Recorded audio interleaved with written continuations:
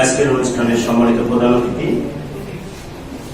আলোকিত মানুষ গড়ার কারিগর, জ্ঞান সমুদ্রের এক মহানায়ক, শিক্ষা বিতরণের এক কিংবদন্তি, আমাদের সকলের পরম শ্রদ্ধ ব্যক্তিত্ব, অনুকরণীয় আদর্শের মতো প্রতীক, নর্থ ইস্ট বিশ্ববিদ্যালয়ের সম্মানিত ভাইস চ্যান্সেলর মহোদয়, অনুষ্ঠানে বিশেষ অতিথি হিসেবে উপস্থিত আছেন আইন জগতের দিকপাল, বরেণ্য আইনজীবী, সিলেট জেলা আইনজীবী সমিতির সম্মানিত সদস্য জনাব অ্যাডভোকেট ইমাদুল্লাহ শাহীন স্যার, সম্মানিত সভাপতি মহোদয়, আমাদের সকলের পরম শ্রদ্ধেয় শিক্ষক মণ্ডলী এবং আজকের অনুষ্ঠানের প্রাণ তথা নর্থ ইস্ট বিশ্ববিদ্যালয়ের প্রাণ, যাদেরকে নিয়ে আজ নর্থ ইস্ট বিশ্ববিদ্যালয় এত বেশি আলোকিত, এত বেশি সরব এবং ভবিষ্যৎ একটা সুন্দর ভবিষ্যৎ বিনির্মাণের জন্য যারা আজ এখানে একত্রিত হয়েছে, আমার সেই প্রাণপ্রিয় বন্ধুগণ। আমি আপনাদের বন্ধু বলে সম্বোধন করছি, কারণ আমি ইতিমধ্যে আপনাদের এখানে একজন ফ্যাকাল্টি হিসেবে আমি এখানে জয়েন করেছি এবং আমি জানি ছাত্র এবং শিক্ষকের মধ্যে যদি বন্ধুত্ব সম্পর্ক না থাকে তাহলে সেই জ্ঞান পরিপূর্ণভাবে বিতরণ করা সম্ভব হয় না বলে আপনাদেরকে আমি বন্ধু হিসাবে অ্যাড্রেস করতে আমি বেশ পছন্দ করি। সত্যিকার অর্থে আজকে আমাকে এই অনুষ্ঠানের কিনোট স্পিকার হিসেবে ইনভাইট করা হয়েছে, কিন্তু প্রকৃতপক্ষে এই আমরা জাজ সাহেবরা কিন্তু কথা বলতে পারি না। আমরা চাকরির বয়স 10 বছর, এই 10 বছর আমরা বেশি ভালো শ্রোতা হয়ে যাই। তারপরেও আমার মাননীয় সম্মানিত ভিসি স্যার একজন বরেণ্য শিক্ষক ছিলেন, শিক্ষকের সামনে একজন জাজ সাহেবের বক্তব্য বলা যে কতগুলো দুঃসাহসের চ্যালেঞ্জ নেওয়া, এটা আমি এখন বুঝতে পারছি। তারপর স্যার যদি আমাকে অভয় দেয় আমরা 2-4টা কথা বলবো। যাই হোক, আজকে আমাদের সেমিনারের মূল বিষয়বস্তু ছিল civil and criminal issues, judiciary and advocateship examination perspective. আর সত্যিকার অর্থে এই চমৎকার একটা টপিকস। এই টপিকসের আগে কথা বলার আগে আমাদের মনে একটু ভেবে নিতে হবে যে আমরা যারা ল ডিপার্টমেন্টে পড়ালেখা করেছি, আসলে আমরা কি জীবনটাকে নিয়ে একটু ভেবেছি কি? আমাদের জীবনে কি কোনো গন্তব্য আছে? কেন করলাম আমরা ল ডিপার্টমেন্ট? এটা কি অভিশাপ নাকি আশীর্বাদ? এটা মনে হয় ফার্স্ট অফ অল আমাদের হৃদয়ে ধারণ করা দরকার যে কেন আমি ল ডিপার্টমেন্টে পড়তে পারলাম, ল পড়া আমার দরকার কি ছিল, বা আমি কি হতে পারি ল পড়ে। এটা কনফিউশন কিন্তু থাকে।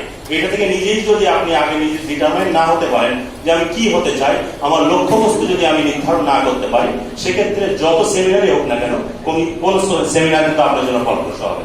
সো ফার্স্ট অফ অল আমার মনে হয় আমাদের ভেবে দেখা উচিত। আপনি একটু বুকে হাত দিয়ে দেখেন তো, আপনার কখন কি রাতের আধারে বিছানায় শুয়ে চিন্তা করেছেন যে 4টা বছর ধরে যে ল পড়লাম বা 1 বছর ধরে মাস্টার্স অধ্যয়ন করলাম, আসলে আমার ভবিষ্যৎ কি? নাকি সে নচিকেতার মতো অন্তবিহীন পথ চলে জীবন? আমার কি কোনো পথ না? আমি কি করতে ল ডিপার্টমেন্টে ভর্তি হয়ে আছে, চমৎকার একটা সার্টিফিকেট পেয়েছি অনার্স মাস্টার্স, কিন্তু বাস্তবে আমার কাছে যখন পরামর্শ চাই আমি তার চেয়ে বেশি হতাশ হয়ে যাই। এটা যদি হয় আমি মনে করবো ল আমার জীবনের জন্য অভিশাপ। কিন্তু লকে আমার জীবনের আশীর্বাদ হিসাবে আমি যদি প্রতিষ্ঠিত করতে চাই, সেক্ষেত্রে আগে ফিল করা দরকার আমি কেন ল করেছি এবং ল করে আসলে কি উপকার আমার হতে পারে। মানুষকে আমি কি সেবা দিতে পারি? সত্যিকার অর্থে মানুষকে টাকা দিয়ে কিছু সেবা দেওয়া যায়, নাকি লর মাধ্যমে আইনি সহায়তায় মানুষকে যে সেবা দেওয়া যায়, আমি মনে করি এই সেবাটাই হলো পৃথিবীর সর্বশ্রেষ্ঠ সেবা। আপনারা যৌবনের গান পড়েছেন, আপনার ইন্টারমিডিয়েট খুব বেশি দিন আগে নয়, হয়তো সর্বোচ্চ 5 থেকে 6 বছর আগে আপনি ইন্টারমিডিয়েট পড়েছেন। আপনাদের ইন্টারমিডিয়েট একটা গল্প অন্তর্ভুক্ত ছিল কাজী নজরুল ইসলামের যৌবনের গান। ঠিক যৌবনের গানের এখন সর্বশেষ কয়েকটা লাইন কিন্তু এরকম ছিল যে খোদা হাত দিয়েছেন ভেস্ত ও ভেস্ত চিট অর্জন করিয়া লইবার জন্য, ভিখারির মতো হাত পাতিয়া ভিক্ষা করিবার জন্য নয়। আমি বলি ল পড়েছেন আপনি পৃথিবীতে প্রতিষ্ঠিত হওয়ার জন্য। আপনি পৃথিবীতে এমন কিছু স্মৃতিচিহ্ন রেখে যাবেন যে স্মৃতিচিহ্ন আপনি মরে গেলেও মানুষ আপনাকে স্মরণ করবে। আমরা জানি ধর্মে বিশ্বাস করি, আমরা জানি আমাদের কোরআন শরীফে একটা আয়াত রয়েছে,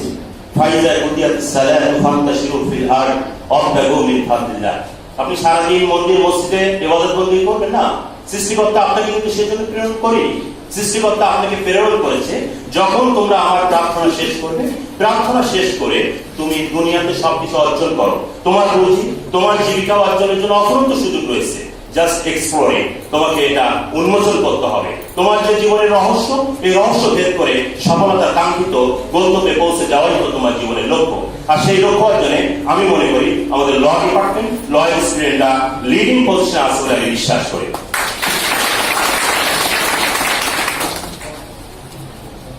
আমি বাস্তবিক পক্ষে আমার লয়ে পড়া নিজের অভিজ্ঞতা শেয়ার করাটাই মনে হয় সবচেয়ে বেটার হয় এবং ভালো মধুর মনে হয়। আমি কিন্তু ছোটবেলা থেকে সাহিত্য অনুরাগী ছিলাম এবং ইচ্ছা ছিল ঢাকা বিশ্ববিদ্যালয়ে কোনো রকম বাংলা সাহিত্য যদি চান্স হয় মন্দ হবে না, কিন্তু ভাগ্যক্রমে হোক দুর্ভাগ্যক্রমে হোক আমি কিন্তু আইন বিভাগে চান্স পেয়ে গেলাম। এই যে আইন বিভাগে চান্স পেয়ে গেলাম না, এটাই কিন্তু আমার জীবনের সর্বনাশ ঘটিয়ে দিয়েছে। কারণ যখনই আইন বিভাগে চান্স পেলাম আমি আইনের প্রেমে পড়ে গেলাম। সে কি প্রেম? সে যেন প্রথম ভালোবাসা থেকে শিখরণ জাগিয়ে গেল। এই যে শিখরণ জাগিয়ে গেল, এই ভালোবাসা থেকে আজও বেরোতে পারেনি গুরু। ওই সে গানের মতো সবার জীবনে প্রেম আসে, তাই তো সবাই ভালোবাসে।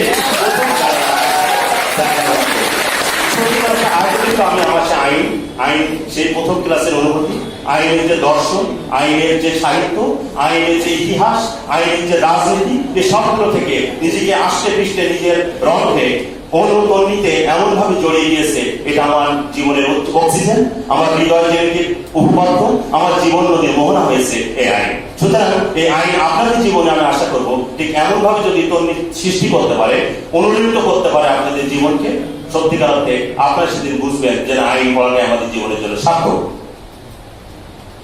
আইন কি? স্বাভাবিক একটা প্রশ্ন দাঁড়ায়, আইন কি আসলে সাহিত্য, নাকি আইন দর্শন, নাকি আইন সঙ্গীত? আমি বলি আইন সবই, এবং আইনের আইন নাম জীবন। সুতরাং জীবনকে যদি উপলব্ধি করতে চান আইনের সংস্পর্শে আসেন। তাই আমি বিশ্বাস করি আপনার ভুল করে হলেও যদি আইন পড়ে থাকে, এটাই হলো জীবনের শ্রেষ্ঠ সিদ্ধান্ত। আইন সাহিত্য শেক্সপিয়ার আপনারা পড়েছেন, মার্চেন্ট অফ ভেনিসে দেখেন সাহিত্যের মধ্যে কি অপরূপ লেখনীতে আইনকে ফুটিয়ে তোলা হয়েছে। আমরা জানি শাইলক একজন খ্রিস্টান ব্যবসায়ী, একজন ইহুদি ব্যবসায়ী ছিলেন এবং সে সুদখোর ছিলেন।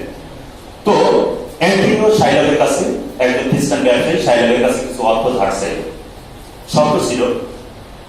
তাকে বলা হলো, শাইলক বললেন যদি সত্যি কথা তোমাকে অর্থ ধার দিব, কিন্তু অ্যান্টনিও যথাসময়ে তোমাকে কিন্তু টাকাটা ফেরত দিতে হবে। ইন কেস অফ ফেইলিওর, যদি তুমি ব্যর্থ হও তাহলে সেক্ষেত্রে তোমার পরিণতি হলো তোমার শরীর থেকে আমি 1 পাউন্ড মাংস কেটে নিব। দেখেন আইনের ভিতর সাহিত্য কিভাবে ঢুকছে। আইন হলে যে কিভাবে মুক্তি পাওয়া যায় না, আইন পড়লে পৃথিবীর কোথাও আপনি রুদ্ধ থাকবেন না, কোনো না কোনো ভাবে আপনার মুক্তির পথ একটা বের হবে। সত্যিকার অর্থে যদি আপনি আইনকে জানতে পারেন। নির্দিষ্ট দিন যখন শাইলকের টাকা পরিশোধের সময় এলো, আমরা দেখছি এমপিও কিন্তু ব্যর্থ হয়েছে সেই অর্থ পরিশোধ করতে। ব্যাস পরিণতি যা হওয়ার, কোর্টে দুজন হাজির। শাইলক আনন্দিত, মানুষের শরীর থেকে রক্ত কেটে নেওয়ার মতো এমন এক আনন্দ, এক সুখ, বিকৃত সুখ শাইলক অনুভব করতে লাগলো। অ্যান্টনিওর কিন্তু কোনো পথ খোলা ছিল না, কারণ সে আইন পড়ি, সে জানে না এই বিপদ থেকে আমাকে কিভাবে মুক্ত হতে হবে। অবশেষে তার পক্ষে দাঁড়ালো আপনাদের মতো একজন আইনজীবী, যার নাম ছিল পর্সিয়া। পর্সিয়া তখন বলল, আমি তোমার সঙ্গে লড়বো, আমি অ্যান্টনিওর পক্ষে আমি এই যুদ্ধে অবতীর্ণ হতে চাই। এবং সত্যি কথা, আইন যারা পড়ে জীবনের প্রতিটি মুহূর্ত তারা কিন্তু একটা যুদ্ধের সঙ্গে লড়তে হয়, এবং সেই যুদ্ধ কিন্তু আইনি যুদ্ধ। ঠিকই আমরা দেখছি পর্সিয়া তার সঙ্গে আইনি লড়াই করলো, আইনি লড়াই করে বললো, ঠিক আছে মাই লর্ড, আমার মক্কেলকে যদি সত্যিকার অর্থে 1 পাউন্ড মাংস দিতে হয় অবশ্যই দেবে। থাকে শর্ত হলো শাইলক আমার অ্যান্টনিওর শরীর থেকে যদি মাংস কাটে, 2টা শর্ত। ফার্স্ট অফ অল, তাকে 1 পাউন্ড মাংস একবারে কাটতে হবে।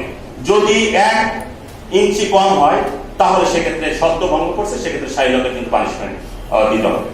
নাম্বার 1। নাম্বার 2, আমার মক্কেলের সঙ্গে চুক্তি ছিল ডেফিনেটলি যে 1 পাউন্ড মাংস দিবে, রক্ত ঝরবে এ কথা কিন্তু চুক্তিতে ছিল না। সুতরাং আমার মক্কেলের শরীর থেকে মাংস দিতে হবে, তবে রক্ত ধরতে পারবে না। যদি পারেন অবশ্যই আপনার জন্য দরজা খোলা, আমার মক্কেলের শরীর থেকে 1 পাউন্ড মাংস কেটে নেন। কি অবস্থা বলেন? কিভাবে মুক্তি করলেন? এটা কি সম্ভব? রক্ত ঝরা ছাড়া কি মাংস কেটে নেওয়া সম্ভব? একবারে কি এত নিখুঁত ভাবে 1 পাউন্ড মাংস নেওয়া সম্ভব? ব্যর্থ হয়ে গেলেন। কার কাছে?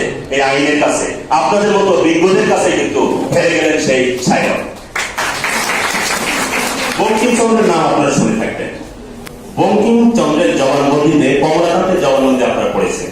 কি চমৎকার ভাবে আইন কানুন এবং বিচার ব্যবস্থার এক অনিন্দ সুন্দর সৌন্দর্যে অসাধারণ রণপথে ফুটিয়ে তুলেছেন তিনি তার সাহিত্য পক্ষে। আইন পড়া একটা আলাদা জীবন।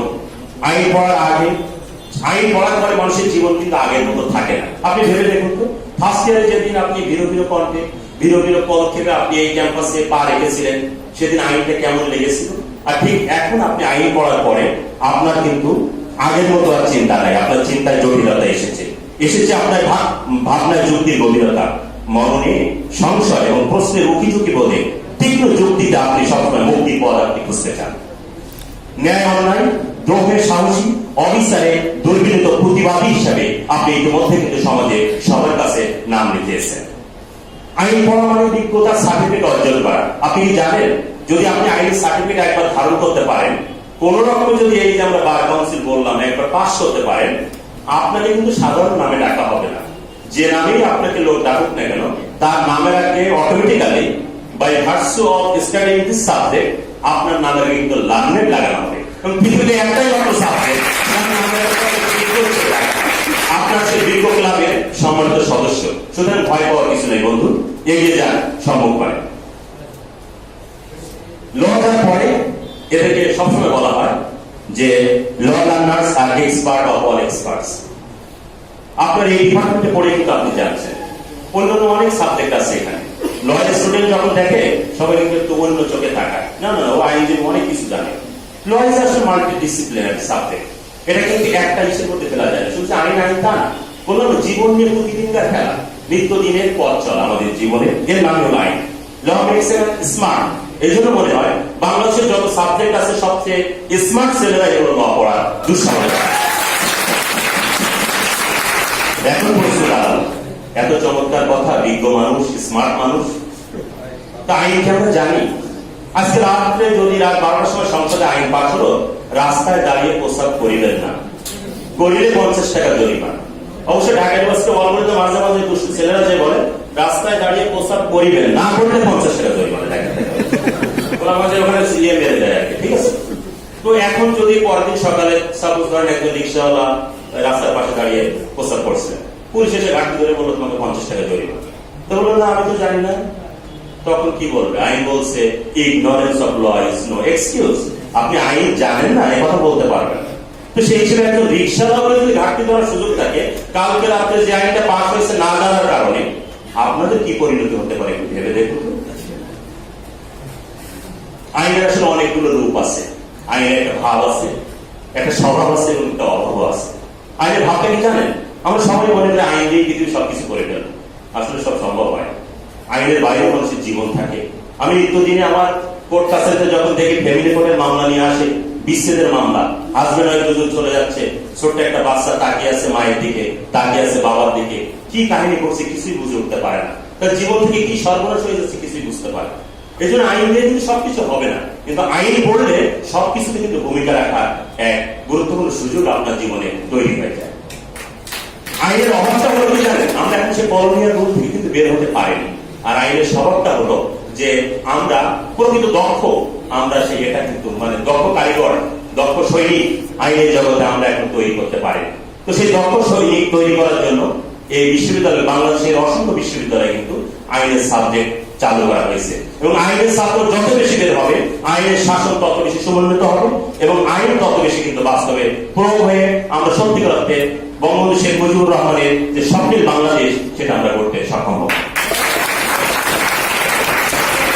বঙ্গবন্ধু বলেছিলেন আজ পৃথিবীতে দুইটা গ্রুপ রয়েছে, একটা হলো শাসক আর একটা হলো শোষিত। আর আমি বঙ্গবন্ধু সেই শোষিতের পক্ষে। আমাদের সংবিধানের উচ্ছ্বাস হলো আপসহীন একটা সমাজ গড়া। আর এই সমাজ গড়ার পিছনে আপনারাই কিন্তু একমাত্র পাঞ্জেরি হিসাবে আমাদের সমাজকে এগিয়ে নিয়ে যেতে পারেন। আইন জীবনে মুক্তির পথ বাতলে দেয় এবং সেটা বাতলে দেয় কিন্তু অভিজ্ঞতা, জ্ঞান এবং যুক্তির জঠরে। যুক্তির আশ্রয়ে আমরা মানুষ যে কোনো বিপদ থেকে কিন্তু রক্ষা পেতে পারি। বিপদ সম্পদ, মিথ্যা এবং হয়রানি থেকে পরিত্রাণে আপনার আইন কিন্তু জীবনে বন্ধুর মতো কাজ করবে। সুতরাং আমি মনে করি আইন পড়াটা আমাদের জীবনের জন্য কখনো ব্যর্থ হয়নি, হতেও পারে না কখনো। আপনারা অবশ্য উইট এবং হিউমারের মধ্যে পার্থক্য জানেন। বুঝতে থাকলে কত কিছু করা যায়। একজন বন্ধু আরেক বন্ধুকে বলছে, দোস্ত শোন, যারা সন্তান এরা খুবই মেধাবী হয়। এই কথা শুনে কিন্তু বন্ধু একটু হাসতে পারত, এটাকে বলা হিউমার। প্রতি উত্তরে বন্ধু বলতো, দোস্ত তুই না খুব অসাধারণ মেধাবী। এটাকে বলে উইক। সো আইন যারা পড়ে এরা কিন্তু রহস্যের মধ্যেও কিন্তু বুদ্ধি খাটিয়ে এই উইক প্রয়োগ করে কিন্তু অসাধারণ ভাবে একটা বক্তব্যকে উপস্থাপন করার সক্ষমতা অর্জন করে। একজন আইনজীবীর বাসায় তার প্রতিবেশী আসলেন, এসে বললেন, বন্ধু আইনজীবী, আমাকে একটু আইনি পরামর্শ দাও তো। বলো কি? বলো, কারোর বাসায় যদি আরেকজনের বাসায় মুরগি যায় এবং সেই মুরগি যদি জবেল করে খেয়ে ফেলে, কি শাস্তি হওয়া উচিত? বলো, ডেফিনেটলি কম্পেনসেট করা উচিত। কি কম্পেনসেট? মিনিমাম মুরগির দামটা তো দিতেই হবে, আর ক্ষতিপূরণ হিসেবে আরো 100 টাকা। তো সব মিলে মুরগির দাম যদি 300 টাকা হয়, ক্ষতিপূরণ হিসেবে 100 টাকা হয়, 400 টাকা সে দিতে বাধ্য। বলে, হ্যাঁ বন্ধু, তোমার বাসায় আমার মুরগিটি এসেছিল এবং আজ দুপুরে তোমার স্ত্রী সেটা রান্না করে তোমাকে খাওয়াইছে, সুতরাং তুমি 400 টাকা দাও। কি 400 টাকা দিয়ে দিবেন? ওয়েট, বললাম না আইন আপনার মুক্তির পথ দেয়। আইনজীবী বললেন, ঠিক আছে, ডেফিনেটলি আমি বাউন্ড, তোমাকে 400 টাকা দিব। আমি শর্ত হলো, আমি যে তোমাকে আইনে একটা পরামর্শ দিলাম, 2000 টাকা বিল হয়েছে, ওটা আগে 500 টাকা পে করো। আপনারা জানেন বঙ্কিমচন্দ্র চট্টোপাধ্যায়ের নাম শুনে থাকবেন আপনারা। বঙ্কিম কিন্তু এই উপমহাদেশের প্রথম ইংরেজ শাসনামলের প্রথম বাংলা ম্যাজিস্ট্রেট ছিলেন। তো বঙ্কিমকে এই ম্যাজিস্ট্রেসিতে উত্তীর্ণ হওয়ার জন্য, এই পরীক্ষা উত্তীর্ণ হওয়ার জন্য তাকে ওই ইংরেজদের কাছে ভাইবা দেওয়া লাগে। তো ভাইবার সবচেয়ে সাবজেক্ট ম্যাটার কি ছিল? যে বাংলায় তার আসলে দক্ষতা আছে কিনা এটা যাচাই করে। বঙ্কিম বাঙালি, তার বাংলা পরীক্ষা দিতে হবে ইংরেজদের কাছে সত্যিকার সে বাংলা জানে কিনা। তো বঙ্কিমকে জিজ্ঞেস করা হয়, আচ্ছা বলুন তো, আপদ এবং বিপদের মধ্যে পার্থক্য কি?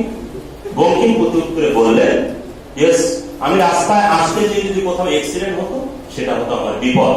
আর আমার আপদ হলো একজন বাঙালি হয়ে ইংরেজির কাছে বাংলায় পরীক্ষা দিতে হয়, বাংলা জানি কিনা, এটা হলো আপদ। আপনারা জানেন, injustice anywhere is threat to justice everywhere, এটা বলে গেছেন কিন্তু সেই আমরা মার্টিন লুথার কিংস এর নাম শুনছেন।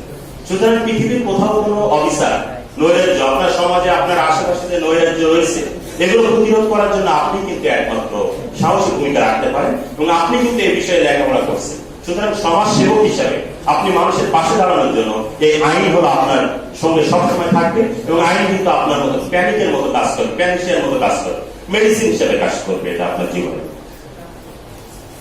মনে করি বিশেষ কিছু আপনাদের এই সিলেবাসটা অনেক ইজি এবং কম্প্রিহেন্সিভ।